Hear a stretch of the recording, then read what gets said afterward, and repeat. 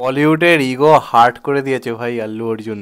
Seriously বলতে গেলে মানে বলিউড এতটাই এখন মানে লজ্জার মানে মুখে পড়ছে, বা যেরকম জায়গাতে বক্স অফিসের জায়গা পৌঁছচ্ছে হিন্দি বেল্টে, সেটা এক কথায় চমকে দেওয়ার মতো।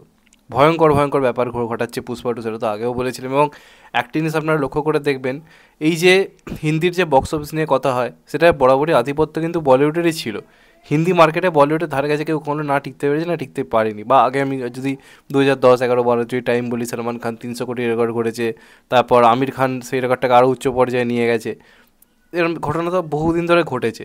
এবং একটা সময়, আজ থেকে আমি 8-9 বছর আগের কথা বলছি, তখন বক্স অফিসে মানে বলিউডের বক্স অফিসের ট্রেন্ডের যে জায়গাটা ছিল, সেটা হচ্ছে মূলত 300 কোটি, 350 কোটি এই অবধি কালেকশন হওয়া মানে তুমি বিরাট কিছু মানে করে ফেলেছো। সেই লিস্টটা সবার আগে ছিল হচ্ছে দঙ্গল, তারপর তো সলমান খানের বহু সিনেমা ছিল, ইভেন শাহরুখ খানেরও বহু সিনেমা ছিল। এবার যখন থেকে বাহুবলী 2 এসেছিল না, হিন্দি মার্কেটে না একটা নতুন রকমের মানে বক্স অফিসের দরজা খুলে দিয়েছিল। 400 কোটি, 450 কোটি। তো সেই যে সাউথ এসে বলিউডের জায়গায় এসে একটা যে আধিপত্য ক্রিয়েট করলো, বলিউড ওটা জাস্ট মেনে নিতে পারেনি। তো তারপর মানে বলিউডকেও লড়াই করতে হয়েছে। বলিউড সেটাকে বিট করবার জন্য পাঠানের মাধ্যমে 500 কোটি এনেছে, জওয়ানের মাধ্যমে 550 কোটি এনেছে, মানে 580 কোটির কাছাকাছি। যদিও জওয়ান ওয়ার্ল্ড ওয়াইড মারাত্মক কামিয়েছে বা পাঠানো ওয়ার্ল্ড ওয়াইড মারাত্মক কামিয়েছে, সেটা আলাদা ব্যাপার। কিন্তু হিন্দির কথা যদি বলি, তারপর তো স্ত্রী টু এসে 600 কোটির একটা মানে সেট মার্ক তৈরি করলো। এবং তারা এটাই ভাবছিল যে এরপর বলিউডের কেউ এসে এই রেকর্ডটা ভাঙবে। কারণ বলিউড কিন্তু নিজেদের বক্স অফিসের জায়গাটাকে খুব স্ট্রং জায়গাতে নিয়ে গেছিলো। এবার যখনই বলিউড একটা নিজেদের একটা স্ট্রং ইমেজ তৈরি করে ফেলছে, যে 350 কোটির বক্স অফিসের আমরা ট্রেন্ড তৈরি করেছি, সেটা একটা বাহুবলী এসে ভেঙে দিচ্ছে, বাহুবলী 2 এসে। যখন তারা 600 কোটির বক্স অফিসের দিকে এগোচ্ছে, এরকম একটা ট্রেন্ড সেট করছে বলিউডে, সেটাকেও দেখা যাচ্ছে একটা সাউথের সিনেমা এসে ভেঙে দেওয়ার দিকে।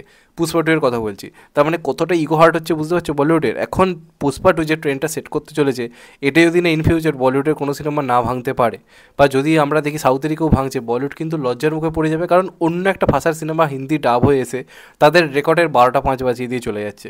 350 কোটিকে তুড়ি মেরে 450 কোটি করে দিচ্ছে। 600 কোটি প্লাস বক্স অফিসকে দেখা যাচ্ছে 700-750 কোটিতে নিয়ে চলে যাচ্ছে অন্য ইন্ডাস্ট্রির সিনেমা। এই ব্যাপারটা কিন্তু খুবই লজ্জার বলিউডের কাছে। তো পুষ্পা টু যে ঘটনা ঘটাচ্ছে, যদি শুধুমাত্র হিন্দিতেই 700 কোটি বা 800 কোটির বক্স অফিস হয়ে যায়, এটা কিন্তু কখনোই উড়িয়ে দেওয়া যায় না।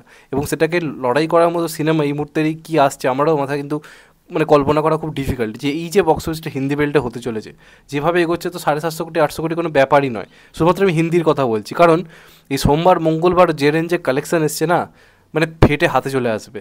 জাস্ট কল্পনা করতে পারবে না। নর্মাল দিন, মানুষজন ব্যস্ত, অলরেডি বিভিন্ন সাইটে অ্যাভেলেবেল, নেগেটিভ রিভিউস পেয়েছে বহু জায়গাতে, তা সত্ত্বেও শুধুমাত্র আল্লু অর্জুনের মানে ক্রেজ দেখার জন্য, আল্লু অর্জুনের ব্যান্ডেজ দেখার জন্য এই লেভেলের ভিড়। বুঝতে পারছো ব্যাপারটা কোথায় গিয়ে পৌঁছচ্ছে? তোমাদেরকে আমি হিসেব দিই একটা, 5 দিনের হিন্দি বেল্টের কালেকশন কত জানো? 340 কোটি। যেখানে আগে লাইফ টাইম কালেকশন 350 কোটি হলে আমরা হ্যাপি হতাম, সেই কালেকশন 5 দিনে ক্রস করে ফেলছে পুষ্পা টু। 5 দিনে 340 কোটি। এবং তার মধ্যে বলে রাখি, সোমবার দিন আছে, সেই সোমবার দিন কালেকশন এসছে 50 কোটির কাছাকাছি সোমবার দিন, যেটা এমনিতে একটা ভয়ঙ্কর রেকর্ড। সোমবার দিনে 50 কোটির কাছাকাছি বক্স অফিস আসছে, জাস্ট কল্পনা করতে পারছো? এবং বলে রাখি, মঙ্গলবার দিনও খুব একটা কিন্তু ড্রপ হয়নি, মঙ্গলবার দিনে 40 কোটির কাছাকাছি বক্স অফিস এসছে। তো এই 5 দিনের বা 6 দিনের টোটাল কালেকশন গিয়ে দাঁড়িয়েছে 380 কোটি প্লাসে। এবং আজকে তো 400 কোটি হয়ে যাবে। মানে এক সপ্তাহে একটা সিনেমা হিন্দি বেল্টে এসে, সেটা অন্য ইন্ডাস্ট্রির সিনেমায়, এক সপ্তাহে 410-20 কোটি কালেকশন করে বেরিয়ে যাচ্ছে, জাস্ট এক সপ্তাহে। এই সপ্তাহে কোনো সিনেমা নেই। যদি এর মোটামুটি আমি ধরি 0.5% কালেকশন হয় না, যদি 420 কোটির হাফও যদি এই উইকে হয়, যদি ধরে নিচ্ছি 200 কোটি হয়, তাহলে 2 সপ্তাহে কালেকশন স্ত্রী টু এর রেকর্ড ভেঙে দেবে, 620 কোটি প্লাস হয়ে যাবে। আর তারপরের সপ্তাহে এখনও পর্যন্ত তো হিন্দিতে বড় কিছু নেই। বেবি জন তো আমার মনে হয় না যে এইটার সামনে মোকাবিলা করার মতো জায়গা থাকবে বলে। একমাত্র সলমান খানের যদি ক্যামিওটা স্ট্রং হয়, তাহলে কিছু হতে পারে, নাহলে তো ওটা নিয়ে রিমেক একটা তরজায় উঠেছে এখন। অতটা কিন্তু ক্রেজ তৈরি করতে পারেনি। যদি সলমান খানও না সিনেমাটাকে বানাতে পারে, পুষ্পা টু এখন তো পুরো মানে কাঁপিয়ে যাবে। 26শে জানুয়ারির টাইম অবধি পুষ্পা টু কাঁপিয়ে যাবে। হিন্দিতে 800 কোটি হওয়া কোনো ব্যাপারই নয় যদি এইভাবে এগোতে থাকে। তাহলে বুঝতে পারছো কোথায় চলে যাচ্ছে বলিউডের ইজ্জতটা। এখন 600 কোটির তারা রেকর্ড করলো, সেটা কেউ এসে 750 কোটিতে নিয়ে যাচ্ছে। এবার এটাও হতে পারে ইন ফিউচার কোনো সাউথের সিনেমা দেখা গেলো, যদি পুষ্পা 3 আমি ধরি বা KGF 3 ধরি, দেখা গেলো এসে হয়তো 1000 কোটি হিন্দি হতে শুধুমাত্র বক্স অফিস করে বেরিয়ে যাবে। তখন বুঝতে পারছো বলিউডকে কতটা মানে ট্রাভেল ফেস করতে হবে, নিজেদের ইগো ঠিক রাখতে হবে। কারণ এটা কিন্তু একটা টাফ টাইম। নিজেদের জায়গা যেটা এখন বাংলাতেও হচ্ছে, যে বলিউড বা সাউথের সিনেমাসে করে আছে, আজকে হিন্দি ইন্ডাস্ট্রিও ঠিক সেম জিনিস কিন্তু ফেস করছে। তারা যে রেকর্ড করছে, সেটাকে জাস্ট মানে তুড়ি মেরে উড়িয়ে দিচ্ছে সাউথের সিনেমা। জাস্ট কল্পনা করে দেখো কী লেভেলের বক্স অফিস আসতে চলেছে। অসম্ভব অসম্ভব ধরনের জিনিস ঘটাচ্ছে পুষ্পা টু, কল্পনার বাইরে। বলিউডের ফেটে চৌচুর হয়ে যাওয়ার জোগাড় যা মানে করতে শুরু করেছে। তো দেখা যাক শেষ পর্যন্ত এই কালেকশন কোথায় গিয়ে থামে। তোমাদের মতে হিন্দিতে লাইভ টিভি কত হতে পারে অবশ্যই জানিও। আর চ্যানেলটা নতুন হলে চ্যানেলটা সাবস্ক্রাইব করে দিও and get the bell icon. ভালো থেকো সবাই, টেক কেয়ার, নমস্কার। আবার দেখা হবে, এখন তো বাই। সবাই ভালো থেকো, সুস্থ থেকো, নমস্কার। আবার দেখা হবে, টেক কেয়ার, ভালো থেকো সবাই।